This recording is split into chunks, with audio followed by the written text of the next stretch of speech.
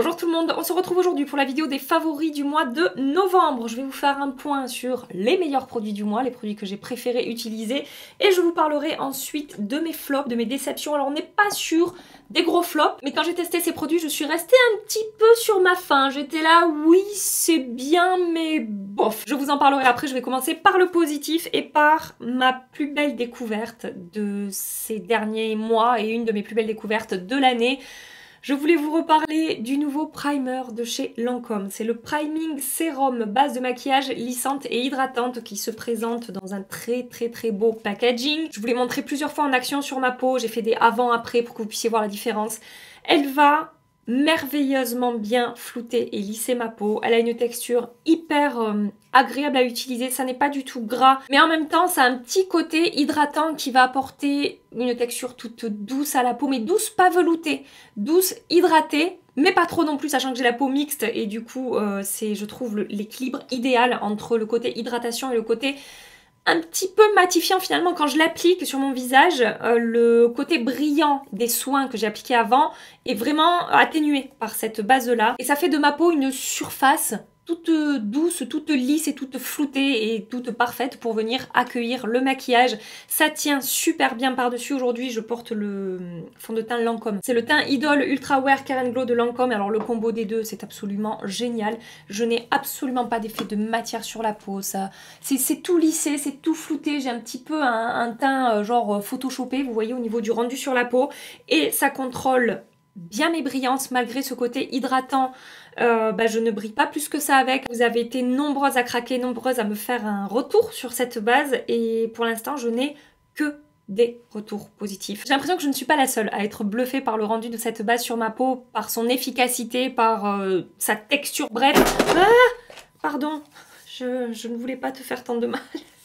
La marque Lancôme, pendant longtemps, je vous avoue que ça ne m'intéressait pas plus que ça. J'étais pas forcément attirée par les produits, que ce soit en make-up ou en soins.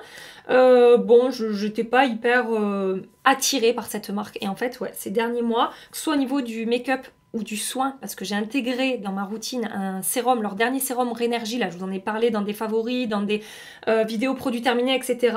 Mais ce sérum, il est incroyable sur ma peau. Je vous avais partagé un bon plan en plus sur Look Fantastic, qui passait à 68 € au lieu de 125 €. C'était hyper intéressant, j'ai refait du stock. Et Lancôme, franchement, sur cette année 2022, ça fait clairement partie de ma marque préférée au niveau des découvertes que j'ai pu faire. On va passer maintenant sur du petit prix. J'ai pas mal de produits à petit prix à vous présenter aujourd'hui. Je voulais revenir sur ce blush bronzer enlumineur de la marque Revlon. Il s'agit du blush poudre, je crois que c'est ça, oui, powder blush, que j'ai en teinte 006 nu espiègle. Je vous l'ai présenté dans une vidéo maquillage 15 minutes avec des produits de grande surface, je vous l'accroche ici.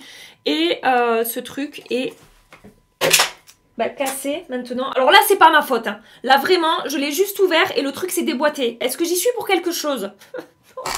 J'en ai marre. Oh, c'est pas ma faute. Oh non, il a explosé. Il est défoncé, putain, je suis dégoûtée. Bon, attendez, je vais laisser le truc par terre, je le ramasserai après. Il en reste un petit peu dans le boîtier, je vais quand même pouvoir vous faire un swatch.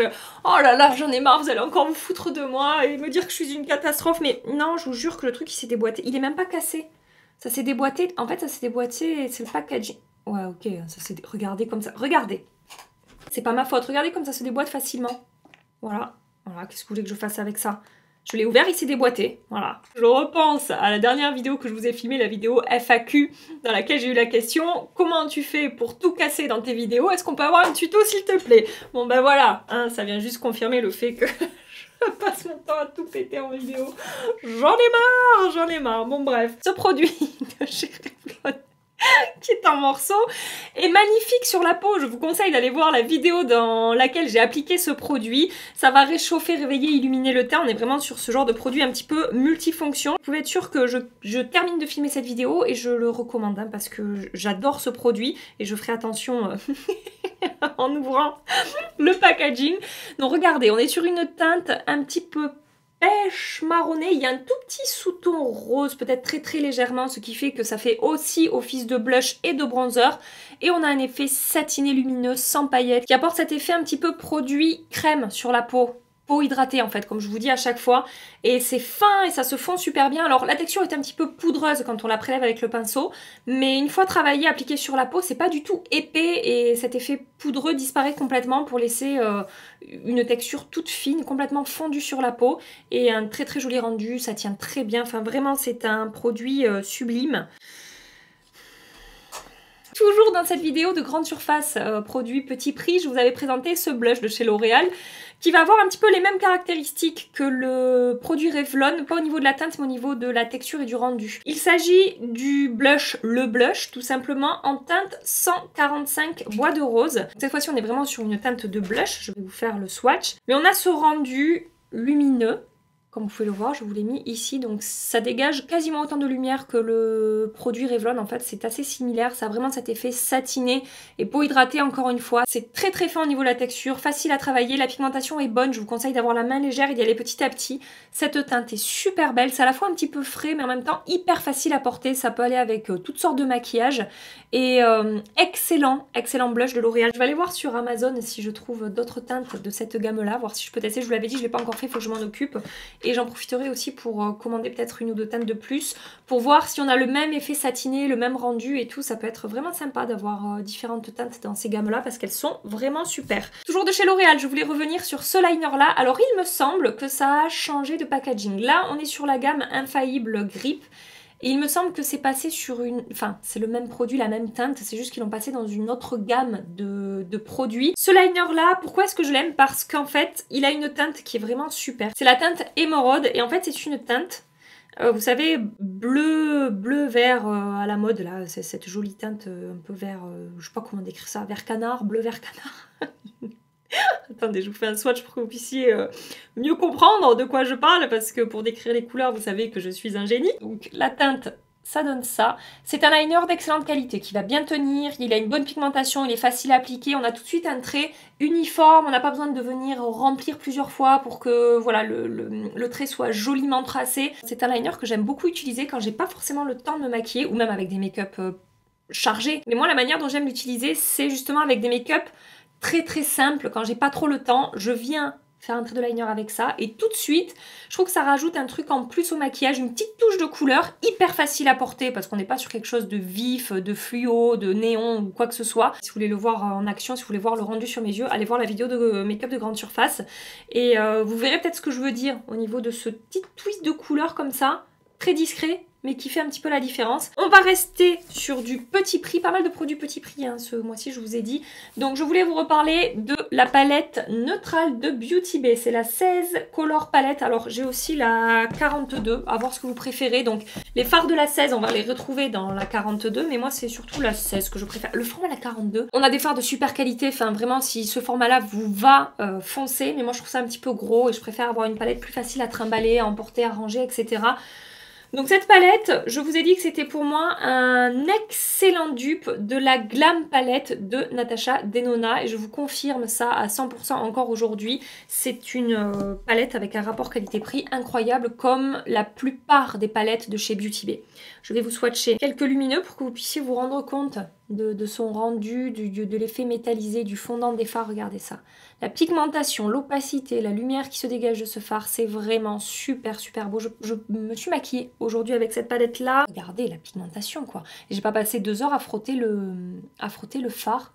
C'est hyper crémeux, hyper fondant. On va avoir différents finis, on va avoir des finis métallisés, on va avoir des finis un petit peu plus pailletés. Je vous ai fait un make-up, je crois, sur Instagram avec la teinte que je suis en train de vous swatcher là, qui est un petit peu plus en transparence par exemple que cette teinte là. C'est à la fois glacé, un petit peu blanc et à la fois doré. On a des petites paillettes, un effet un petit peu scintillant sur une texture entre la crème et la poudre. Bref, c'est super joli. Les mats, franchement, alors ce ne sont pas les mats les plus pigmentés que j'ai pu tester, mais c'est tout à fait correct et on peut clairement se maquiller facilement avec ces mats là.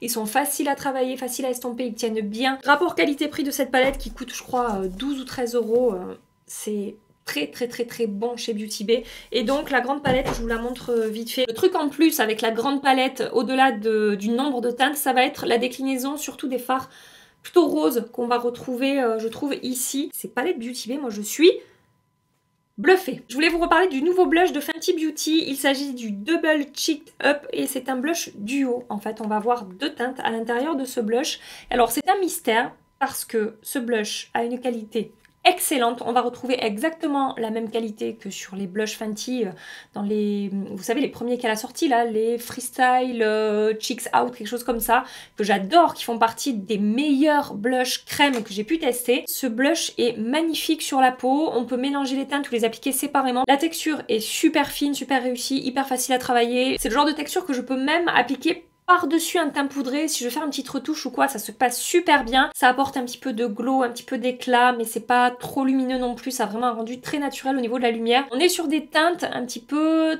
teint frais. Vous voyez, quand on va appliquer ça, tout de suite, ça va réveiller le teint. C'est pas hyper nude, mais je trouve ça super joli. Et je vous dis que c'est un mystère, je vais aller au bout de mon truc, hein, parce que je n'ai absolument pas entendu parler de ce produit. Et franchement, je comprends pas pourquoi personne ne parle de ce blush alors que vraiment la qualité est excellente. Le produit suivant que je vais vous présenter, c'est pas forcément une découverte du mois, mais c'est un produit que j'ai réutilisé à cause de vous ces derniers jours et franchement, j'avais oublié comme il était beau ce produit. Il s'agit du rouge à lèvres que je porte actuellement. Attendez, je vous montre de plus près ce joli rendu mat sur les lèvres, sans marquer la peau, avec une texture hyper fine, hyper confortable, ça n'est pas du tout épais, cartonneux ou désagréable à porter. Ça tient quand même très bien. Alors on n'est pas sur un rouge à lèvres sans transfert, ça va transférer un petit peu, mais ça tient quand même super bien pour ce type de rouge à lèvres en raisin.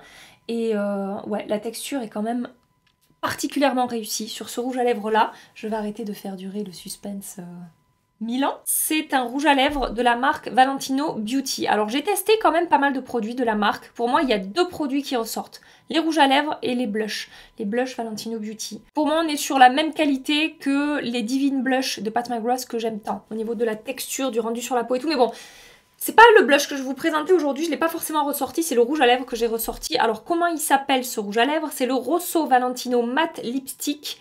Je sais plus si c'est la teinte ou si c'est la gamme de rouge à lèvres, bref, tout sera dans la barre d'infos comme d'habitude, je vous mets tous les liens. La teinte est sublime, j'adore, je trouve que c'est un nude, ma nude soutenue sur ma carnation. Si vous avez la peau plus claire que moi, ça sera encore plus soutenu, ça ressortira de manière un petit peu plus intense et vice versa, si vous avez la peau plus foncée, ça sera plus clair sur vous. Et je trouve que c'est hyper élégant comme teinte, vraiment ça...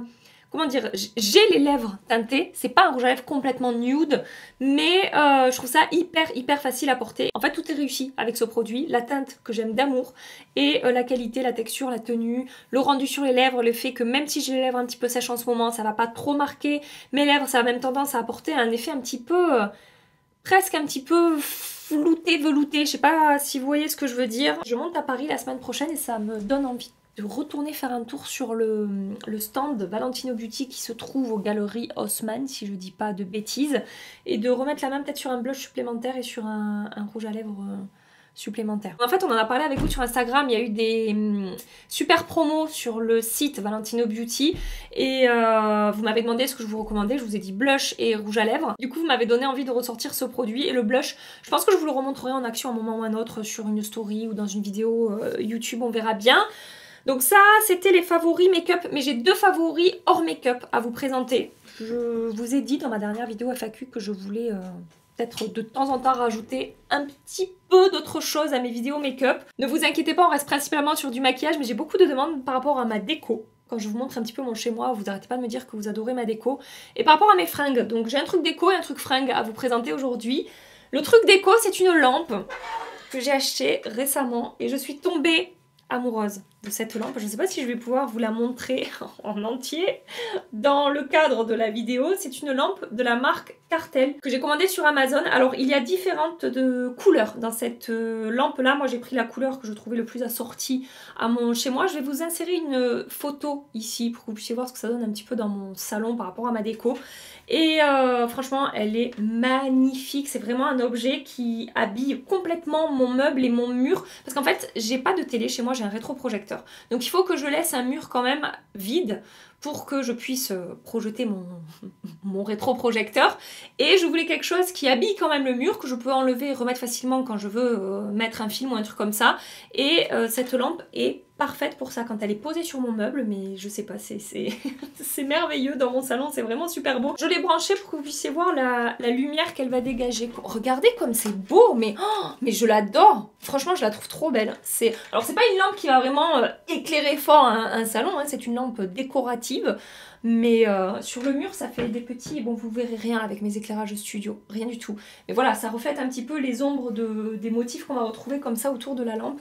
Et ouais, franchement, je suis fan. Après, si vous n'aimez pas la couleur, moi perso, je kiffe la couleur, mais ça c'est une question de goût. Enfin, tout est une question de goût, de toute façon, avec cette lampe. S'il faut, il y en a qui vont détester, et je comprendrai tout à fait, hein, chacun son truc. Mais voilà, vous avez du noir, vous avez du transparent, je crois, du blanc, je sais plus, j'ai vu quelques couleurs. Mais c'est cette couleur-là que j'ai préférée. Vous savez comme j'aime le kaki et le vert. Et ben voilà, j'ai pris le vert kaki de cette lampe Cartel que je trouve magnifique. Je suis trop contente de ma petite lampe. Je vous l'avais partagée sur Instagram, vous avez été nombreuses à valider, à me dire mais elle est trop belle ta lampe, t'as raison. Deuxième favori hors maquillage que je voulais vous présenter, la chemise que je porte. C'est une chemise de la marque Sunco. J'adore, elle est super bien coupée, vraiment. Après il faut aimer ce genre de motif, encore une fois c'est une question de goût, hein. Mais perso ça me plaît beaucoup, sinon je ne l'aurais pas acheté évidemment. Donc je vous dis, elle est super bien coupée, je trouve que le col est très joli, ça descend pas trop bas mais c'est pas trop fermé non plus, ça tombe bien, je trouve ça hyper élégant en fait comme coupe. Ce genre de motif ça peut parfois être un peu vulgaire je trouve si c'est pas bien fait. Là je trouve que ça n'est pas le cas, je trouve ça vraiment chic en fait. Par rapport à mes goûts, encore une fois. Et ce que j'aime bien avec cette chemise, je me lève, hein, je vous montre que je rentre dans mon pantalon comme ça, c'est qu'en fait, vous pouvez la nouer. Moi, je la rentre parce que j'aime bien le rendu que ça a. Mais en fait, elle est longue ici, et on a deux trucs comme ça, et on peut faire un nœud. Bon, je vais pas le faire là, puisque je vais le rentrer. Et en fait, elle est plus courte derrière. Donc, vous pouvez la laisser sortir comme ça, et faire un petit nœud là devant. Et ça tombe super bien. Franchement, pareil, j'ai vachement de compliments. On me demande toujours d'où elle vient, cette chemise, quand je la porte. Et je voulais vous en parler parce que je la trouve très sympa. Et je voulais vous parler d'un autre truc qui rejoint de nouveau la beauté. Je vous en ai parlé aussi dans ma vidéo cadeau de Noël. N'hésitez pas à les voir parce que franchement, j'ai fait de super trouvailles pour des cadeaux de Noël. Si vous êtes en manque d'idées pour vous, pour votre entourage, je vous ai dégoté des trucs très sympas, dont ce miroir. Je vous montre, qui est un grand miroir. Je vous refais la démo par rapport à la taille de mon visage. C'est quand même un grand miroir, donc on se voit vraiment très bien dedans. Si vous manquez de lumière, si vous manquez d'un bon miroir pour vous maquiller, pour vous préparer le matin, que ce soit dans votre salle de bain ou dans votre chambre, ou peu importe, sur une coiffeuse ou quoi, bon, c'est pas le truc le plus chic, enfin je sais pas comment dire au niveau du packaging, je suis pas hyper fan, mais tellement pratique et tellement réussi que je voulais vous le remontrer aujourd'hui, donc je vais l'allumer, voilà, au niveau des éclairages. Et ce qui est intéressant, c'est qu'on peut varier la température des éclairages, donc chaud, froid ou neutre, et on peut varier l'intensité de la lumière. Donc là, j'ai quasiment baissé, ça veut rien dire ce que je viens de dire, j'ai complètement baissé et je veux dire quasiment éteint, et là je monte au maximum et il éclaire vraiment, vous y verrez rien, mais il éclaire vraiment super bien. Au niveau du packaging en lui-même, c'est quand même assez qualitatif, ça fait pas le truc en plastoc qui va se défoncer en 2 secondes, super pratique. Je vous dis, si vous manquez de lumière, si vous n'avez pas de coin sympa pour vous préparer, pour vous maquiller, pour vous tartiner de vos crèmes ou quoi, ça peut être un très bon investissement. Tous les liens comme d'hab seront dans la barre d'infos. Le dernier favori du mois, mais le plus beau favori du mois pour moi, attention, je vous préviens, c'est la minute cucu de la vidéo. Le dernier favori, qui n'est pas du tout matériel, mais qui est un favori humain, si je peux dire ça comme ça, c'est vous. Est-ce que c'est pas beau? Est-ce que c'est pas romantique? Pourquoi est-ce que je dis ça? Parce qu'en fait, je voulais vous remercier du fond du cœur par rapport à ma dernière vidéo FAQ. Si vous ne l'avez pas vue, je vous l'accroche ici. J'ai répondu à une dizaine de questions que vous m'avez posées sur mon évolution cette année, sur ce que j'ai traversé, etc. Bref, je vais pas revenir dessus. Si ça vous intéresse, allez la voir. Et comme d'hab, dans ces vidéos FAQ, j'ai reçu tellement de commentaires adorables et bienveillants et encourageants et positifs, et vous m'avez fait énormément de bien. Alors, pas dans le sens où je vais mal et vous m'avez fait du bien, mais je sais pas, de lire tous ces commentaires, mais tellement bienveillant, ouais, j'ai pas d'autre mot que ça.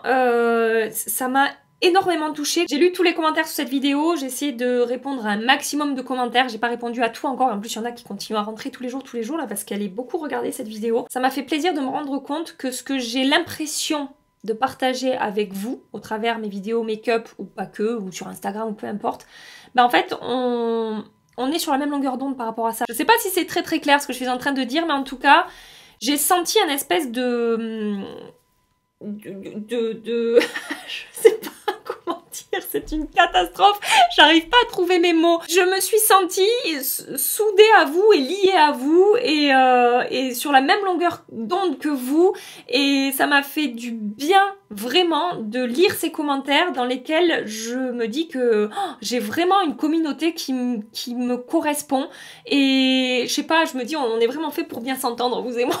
Voilà. Je sais pas comment vous dire ça. Et je parle pas des commentaires, je dis pas que j'attends, que ça m'a fait plaisir de recevoir des commentaires ultra positifs à mon sujet, etc. C'est pas du tout ça. C'est vraiment ce truc de me dire, punaise, j'ai une sacrée communauté, et que ce que moi j'ai l'impression de partager avec vous, ben c'est à 100% ce que vous ressentez en fait.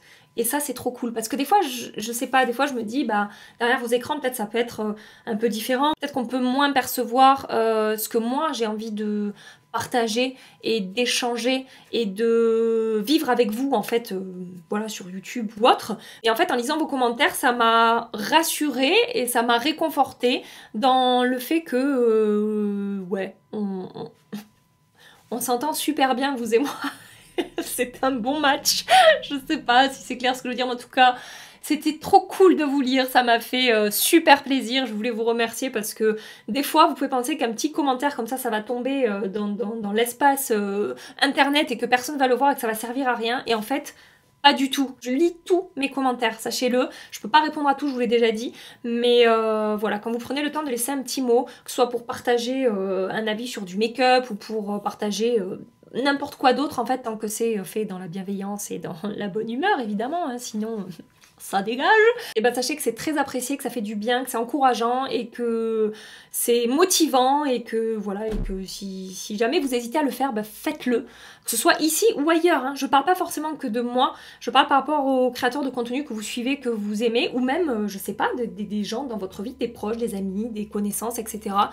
Si vous avez envie de dire un truc positif, dites-le, parce qu'on se doute pas, mais ça peut avoir des conséquences très positives sur voilà, les personnes qui vont recevoir ce genre de choses. Et c'est le cas pour moi sur YouTube, et en particulier sous cette vidéo FAQ, parce que voilà, j'ai partagé des choses un petit peu plus intimes que d'habitude. Je me livre un petit peu plus dans ces vidéos et j'ai toujours un petit peu d'appréhension par rapport aux réactions que je vais avoir, et en fait, je suis bête d'avoir ces appréhensions-là, parce que, encore une fois, vous m'avez prouvé que, comme je vous dis, ça marche bien, c'est cool, on est une bonne équipe et ça fait plaisir.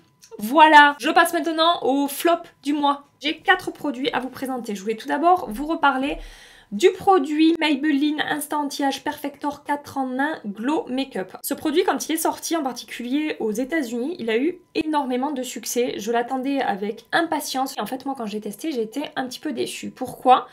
Parce que pour moi, c'est un produit qui va se rapprocher un petit peu de ce produit-là de chez ELF, le Halo Glow Liquid Filter. Et franchement, entre les deux, je préfère 10 000 fois le ELF. Ce produit Maybelline va avoir les mêmes promesses, c'est-à-dire que c'est un produit qu'on peut utiliser comme un fond de teint très léger, lumineux, ou comme une base lumineuse, ou pour, ils disent corriger. Enfin, en gros, ils disent base de teint, correcteur, illuminateur, bébé crème. Voilà, donc c'est, je vous dis, les mêmes promesses que le produit ELF. Et je trouve la texture moins réussie en fait que le produit ELF. Je trouve que ça va laisser un petit peu plus d'effet, comment dire, on voit un petit peu plus la texture sur la peau, même si c'est pas une catastrophe, ça fait pas plâtre. C'est pas le truc le plus fondu que j'ai. Je trouve que c'est un petit peu plus gras en fait, et je suis moins fan de la texture. Vous voyez, ça fait gras sur ma peau. Je sais pas si vous en rendrez compte là, de l'effet gras que j'ai sur le contour du produit. Peut-être que si j'avais pas testé le produit ELF en premier, j'aurais plus apprécié ce produit-là, parce que c'est pas un mauvais produit. Attention, je suis pas en train de dire que ça fonctionne pas, que c'est moche sur la peau, etc. Je vous dis juste que par rapport à ce que j'avais entendu sur ce produit et ce que j'ai pu tester de similaire, c'est clairement pas mon préféré. Et ensuite, j'ai 3 palettes à vous présenter aujourd'hui dans mes déceptions du mois. Première palette que j'ai testée, la petite de chez Anastasia Beverly Hills, la Glam To Go Eyeshadow Palette. Alors, concernant la qualité, c'est la même qualité que les dernières palettes Anastasia, les fards sont excellents. Je trouve cette palette quand même super fade. Il n'y a qu'un fard que je trouve vraiment sympa, c'est le Fireworks ici. C'est la star de la palette, c'est-à-dire qu'on est sur une base un petit peu rose mauve avec des paillettes dorées Et ouais, c'est le seul fard vraiment intéressant, je trouve, de cette palette. J'aurais peut-être fait péter un mat ou deux et rajouter un ou deux lumineux un petit peu plus sympa, un petit peu plus lumineux, un petit peu plus métallisé ou un petit peu plus scintillant et un petit peu plus clair. Je trouve qu'il manque une teinte claire dans cette palette pour qu'elle soit vraiment complète. L'idée de cette palette, c'est qu'elle soit facile à emporter, à utiliser, qu'on puisse faire tout type de make-up avec. Ah, je suis pas tout à fait d'accord. C'est pas une palette que je vais avoir envie d'embarquer avec moi en week-end parce qu'il va me manquer des trucs. J'aurais beaucoup plus tendance à embarquer par exemple la mini nude qui va avoir justement un lumineux beaucoup plus clair, champagne, et la teinte sienna qui est à tomber par terre, que cette palette là. Et on a 3 lumineux sur 8 teintes, dont un qui est à peine satiné, je dirais même semi-mat en fait, un qui est vraiment classique irisé, et celui dont je vous ai parlé qui sort un petit peu du lot. Mais sinon après ouais, c'est pas... Je sais pas, j'ai pas envie de l'utiliser cette palette en fait, tout simplement. Même si la qualité est très bonne au niveau des fards, non, j'ai pas envie de l'utiliser. Voilà. Pour la deuxième palette que je vais vous présenter, c'est un petit peu la même chose. C'est la dernière palette de chez NARS qui est sortie pour Noël. Il s'agit de la Stargaze Eyeshadow Palette. Qualité bonne. Franchement, encore une fois, les fards sont faciles à travailler, bien que ces deux lumineux-là, faut pas en appliquer trop sur la paupière, faut y aller vraiment doucement parce que ça peut faire un petit peu épais si on en applique trop, mais il suffit de maîtriser un petit peu la texture et puis finalement on peut avoir un très joli rendu avec ces fards. Hein. Mais bref, les mats sont faciles à travailler, pigmentés, les lumineux sont jolis, mais pour moi il va manquer dans cette palette là un petit truc qui va rajouter une touche d'originalité à la palette. Alors on a ce mat là, lilas, qui est très sympa, mais je trouve que ça va manquer de lumière. Les fards métallisés ne sont pas très lumineux, ce champagne là il est finalement irisé, il n'est pas métallisé. Après encore une fois c'est une question de goût, hein. Il y a des personnes qui vont adorer ce genre d'intensité de lumière là, mais voilà, un petit fard un petit peu plus scintillant, un petit peu plus lumineux, ça aurait été sympa, et peut-être un... ouais je sais pas, un truc en plus dans cette palette. En fait je m'ennuie un peu avec cette palette, et pourtant, vous savez que j'aime les harmonies de teintes très classiques, neutres, chaud, froid, mais rien de bien extraordinaire. Mais en fait, comme je vous disais quand j'ai testé cette palette, on est habitué aujourd'hui, je trouve, même dans des harmonies de teintes très classiques, à avoir dans des palettes 2-3 fards qui vont quand même apporter un truc en plus. Un effet un petit peu sympa, un effet un petit peu duochrome, même si ça reste très facile à porter, encore une fois. Hein. Et dernière palette que je voulais vous présenter aujourd'hui, la dernière palette de Natasha Denona, la Retro Glam palette. Je vous en ai reparlé dans mes dernières stories sur Instagram. Encore une fois, la qualité des fards proposés dans cette palette, je n'ai rien à dire. Ce sont des fards faciles à travailler et qui se comportent bien, qui sont pigmentés, etc. Mais cette palette, en fait, au niveau de l'harmonie des teintes, elle ne m'inspire pas. J'ai du mal à l'utiliser. À choisir entre la mini rétro et la grande rétro glam, je préfère largement la mini rétro. Je trouve que, je sais pas, je trouve les teintes plus belles en fait. Les lumineux de la grande rétro glam, je les trouve un peu fades. À part celui-là qui va dégager un petit peu plus de lumière, et je trouve que les lumineux dans la mini rétro, en particulier l'espèce de vert gris et le champagne rose effet mouillé là, enfin ils sont sublimes, ils dégagent beaucoup de lumière, ils sont beaucoup plus scintillants ou métallisés que les lumineux qu'on va retrouver dans cette palette. Et ouais, je suis pas déçue de la qualité, mais je suis absolument pas inspirée par l'harmonie des teintes qu'on va avoir dans cette palette, et je me retrouve souvent à faire le même genre de maquillage par rapport à mes goûts et à ce que j'attendais d'une grande rétro. Bah je m'y retrouve pas en fait, je suis pas hyper emballée. Voilà, après il y en a qui adorent, il y en a qui détestent, encore une fois c'est une question de goût. Voilà pour mes tops et mes flops du mois de novembre. J'espère que ça vous aura plu, j'espère que ça vous aura aidé, aiguillé, que ça vous aura permis de découvrir de jolies choses aujourd'hui. Si ça vous a plu, pensez à liker, pensez à vous abonner pour continuer les aventures avec nous. En attendant ma prochaine vidéo, je vous fais des milliards et des milliards de bisous. Prenez soin de vous et à très bientôt. Bye bye.